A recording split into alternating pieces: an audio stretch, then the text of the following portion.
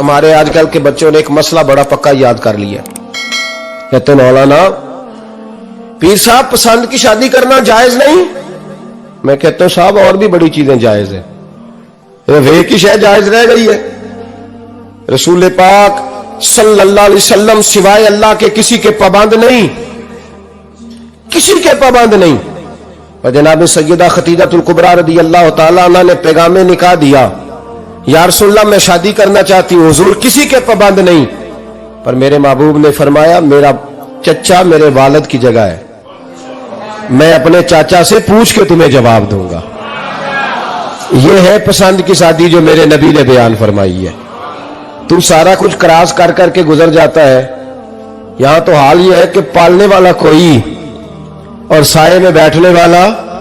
باغ تیرے دی کر کر راکھی میں ساری عمر گزاری, تو جدوں پھل پکن تے آیا تے لے گئے ہور بپاری. اور بیٹا گزرتا ہے اماں کے دروازے کے آگے سے, اماں کے دروازے کے آگے بیٹا امرود لے کے آیا ہے 6 کلو. توجہ ہے میری بات پر؟ ادھر دیکھیں جی, چھوڑیں تھوڑی دیر ہماری سنیں. وہ امرود لے کے آیا 5-6 کلو, تو اماں کے دروازے کے قریب سے گزر گیا رات کو. تو کمائی کھانے کا ٹائم آیا نا, تو گزر گیا. تو وہ وزیر اعظم سے ڈرتا ہے نا, تو جا کے بی بی سے کہتا ہے بی بی کے حقوق دینا بھی رسول اللہ کی سنت ہے. لیکن یہ کیا بات ہوئی, تو نے بیوی اور ماں کا مقابلہ شروع کرا دیا ہے. سمجھ تو صحیح, یہ تیرے لیے کعبے کی جگہ ہے اور تو بیوی کے لیے کعبے کی جگہ ہے. اسے بھی سمجھنا چاہیے, غور کرنا چاہیے. 5 کلو امرود لے کے تو ماں کے کمرے کے قریب سے گزر گیا ہے. بی بی کو جا کے کہتا ہے چل آدھا کلو اماں کو بھی دے, اس کے کون سے دانت ہیں. تو پلیٹ میں ڈال کے وہ لائی ہے. تو سمجھا ہی نہیں, تو نے غور ہی نہیں کیا. بندہ تو وہ ٹھیک نہیں تھا, نپولین. پر کسی نے اس سے پوچھا تھا بتا زندگی میں پیسے لینے کا مزہ کب آیا. اس نے کہا کہ مجھے مزہ تب آتا تھا کہ میں اپنی ساری کمائی لا کے اپنی اماں کے ہاتھ پہ رکھتا تھا, اور پھر جب میں اپنی ماں سے تھوڑا تھوڑا خرچہ لیتا تھا نا, تھوڑا تھوڑا. توجہ ہے میری بات پہ؟ اماں جی 10 روپے دے آجے. کہتے جب میں تھوڑا تھوڑا خرچہ لیتا تھا نا, تو مجھے یوں لگتا تھا جیسے میں بادشاہ وقت کے سامنے کھڑا ہوں اور وہ خزانے کا منہ کھول کھول کے مجھے دیتا جا رہا ہے. تو اس ذائقے کو سمجھ تو صحیح بھائی, تو اس کو سمجھ تو صحیح بھائی. یاد رکھیں اور غور کریں, ماں اور باپ. اور پھر یہ بھی سن لیں, نبی پاک صلی اللہ تعالی علیہ وآلہ وسلم نے ماں باپ کے لیے فرمایا ہما جنتک و نارک, یہی تیری جنت ہے اور یہی تیرے لیے جہنم ہے. اگر یہ راضی ہو گئے تو تیرے لیے جنت ہے, ناراض ہو گئے تو چاہے تو 100 پیر کے مزار پہ حاضری دے آ, لیکن جب تک ابا راضی نہیں اتنی دیر تک اللہ راضی.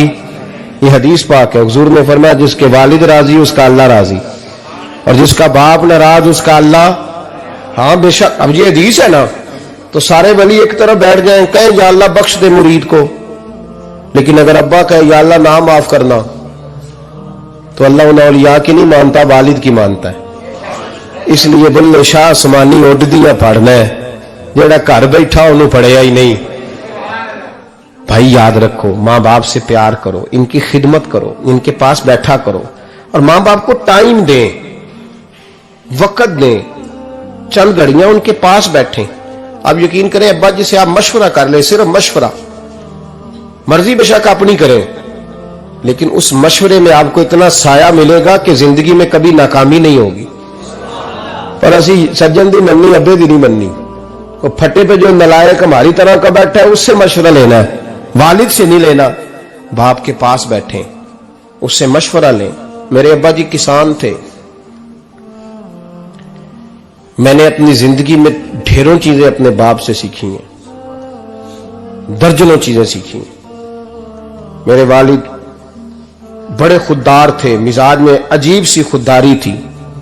کوئی بندہ کبھی حال پوچھ لیتا تھا نا کہ حالات کس طرح کے ہیں, تو فرماتے تھے بھائی اگر بتانا ہوا تو اپنے اللہ کو بتاؤں گا. الحمدللہ بڑا فضل ہے, میں نے ان کے ہاتھوں پہ ہمیشہ چھالے دیکھے, ہمیشہ چھالے, لیکن ان کا ہاتھ کبھی کسی دنیا دار کے سامنے پھیلتا ہوا نہیں دیکھا. لوگ مجھے کہتے ہیں آپ کس پیر صاحب کے صاحبزادے ہیں, تو میں کہتا ہوں میں उस पीर का साहबजादा हूं जिसने मेहनत करके हलाल की कमाई खाई सारी जिंदगी। ये लोग पीर नहीं होते, ये मुर्शिद नहीं होते। और मैंने दर्जनों चीजें सीखी उनसे। तो सीखने तो बैठ, तुझे हजारों चीजें मिलेंगी। भाई अपनी जिंदगी में मां बाप की तरफ देखो, सबसे जरूरी काम है इन्हें वक्त दो। अम्मा के ओ भाई बड़ा मुश्किल है दुनियादारों से तारीफ कराना। तो अम्मा दे कोल ते आवी 2 मिनट राती बईए ना आखी अम्मा पैर कटे ने रजाई जो तेरे घुट छड़ा। तो अम्मा कहती जा मेरा पुत्र थकिया है तू सो जाके, मैं कदों काम लगी सा, मैं कदों हलवान डई सा, जा सो जा जाके। बस ये कार्रवाई है। तूने 2 मिनट के लिए कह दिया, सवेरे पूरे मोहल्ले में तेरी अम्मा कहेगी अल्लाह मेरे पुत्र वर्गा पुत्र सारे नूं दे। राती आउंदा है तो मैनू घुट के सौंदा है, अला घुटिया कोई नहीं सो, भी कार्रवाई पाई सो, लेकिन वो सबको बताती है। तो भाई इतनी कीमती चीज और तू छोड़ के बैठ। मैं अभी जलसे से देर से आता था ना, अब तो जाता नहीं ज्यादा जगहों पे। कोशिश करता हूं कि चलो माहौल के मुताबिक, थोड़ा खुश्क आदमी हो तो हर जगह सेट नहीं हो पाता, इसलिए कम जाता हूं। तो कभी रात को आते थे ना देर से, मेरी अम्मा जी शुगर की मरीज थी, तो मैं छोटे भाई को फोन करता था कि अम्मा जी सो गए, कहते सो गए। मैं कहता था कि तू ना इस तरह कर, नीचे आ जा, 2 बज गए, वो शुगर की मरीज है, आंख खुल जाए ना तो दोबारा लगती नहीं बुजुर्गों की, तो तू दरवाजा खोल दे, अंदर दस्तक दी तो दिक्कत होगी। तो मैं जूते उतार के अंदर दाखिल होता था, तो पहला कदम रखता था तो मेरी अम्मा बोल पड़ती थी पुत्र आ गए, आ गए। ओ भाई तू इस दर्द को समझना, कोई तुझे मिलेगा, कोई मिलेगा तुझे ऐसा। अब मैं दूर दराज भी चला जाता हूं, उनकी जिंदगी में नहीं जा पाया, कहते हमने नहीं जाना, घर में रहना है। इस कैफ को समझ ले, इस दौलत के करीब हो जा। हजरत अबू हुरैरा रदी अल्लाह ताला अन्हु फरमाते, मेरी अम्मा बूढ़ी थी, मैं उनकी खिदमत करता था। बाप की खिदमत और मां की खिदमत सबके हिस्से में नहीं आती, ये रब जिसे महबूब रखता है उसे ये मौके अता करता है। खुश नसीब है जिसे बूढ़ा बाप मिले और वो नौकरी करे, खुश किस्मत है जिसको बीमार मां मिले और वो नौकरी करे। हजरत अबू हुरैरा फरमाते, मेरी अम्मा बूढ़ी थी तो उनका मैदा कमजोर हो गया था, तो मैं उठा के पखाना पेशाब करता था तो कई दफा मेरे ऊपर कर देती थी।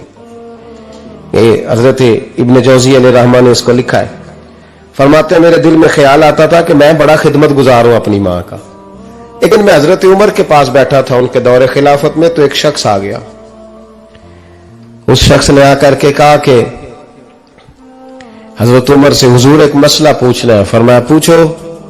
वो कहने लगा हुजूर मेरी अम्मा बूढ़ी हो गई है, बीमार रहती है, मरीजा है, मुझे आवाज देती है बेटे पेशाब आया है, आवाज देती है तो मैं अम्मा को उठाता हूं।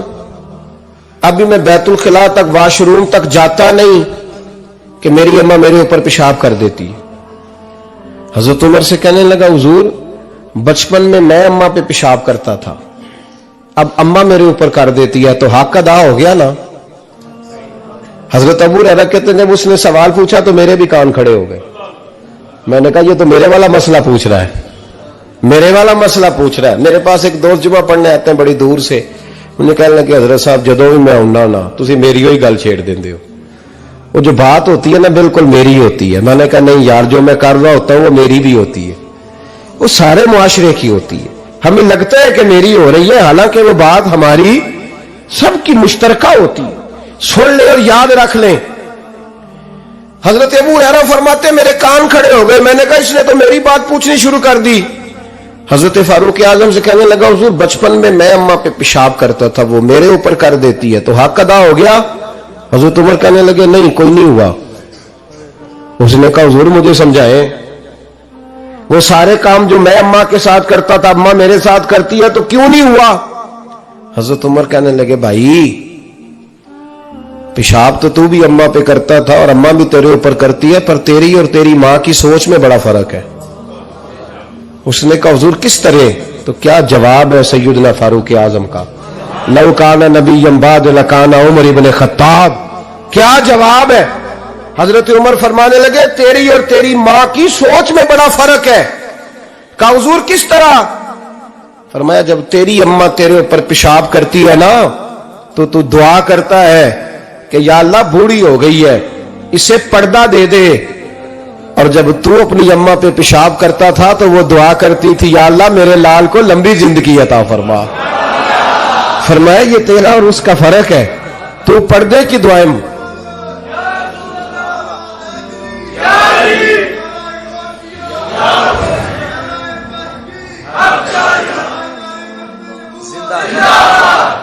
سنے عزیزوں، کہا جب تیری اور تیری ماں کی سوچ میں، اور نبی پاک صلی اللہ علیہ وسلم نے فرمایا ہے جتنے بھی گناہ انسان کرتا ہے نا، اللہ کریم سزا کو روک دیتا ہے، قیامت میں سزا دے گا. اور جو ماں باپ کا نافرمان ہے نا، اس کو دنیا میں بھی سزا ملے گی. جو ماں باپ کا نافرمان ہے اسے دنیا میں بھی. آپ یقین کریں، بچے تھوڑا سا پڑ جاتے ہیں بیچارے، تو ماں باپ سے کہتے ہیں ابا جی تسی پرانے دور دے ہو، تو انہوں کی پتا ہوئے. اور تجھے پتہ ہی نہیں بھائی، تجھے خبر ہی نہیں، یہ پرانے دور کے نہیں، تو بیوقوفوں کے دور کا ہے. تو سمجھ یہ کوئی تعلیم ہے؟ اکبر الہآبادی نے کہا تھا ہم ایسی لاکھوں کتابیں قابل ضبطی سمجھتے ہیں، ضبط کرنے کو دل کرتا ہے. ہم ایسی لاکھوں کتابیں قابل ضبطی سمجھتے ہیں جن کو پڑھ کے بیٹے باپ کو خبتی سمجھتے ہیں. باتیں کرنے والی ماں اور باپ اتنا بڑا درجہ ہے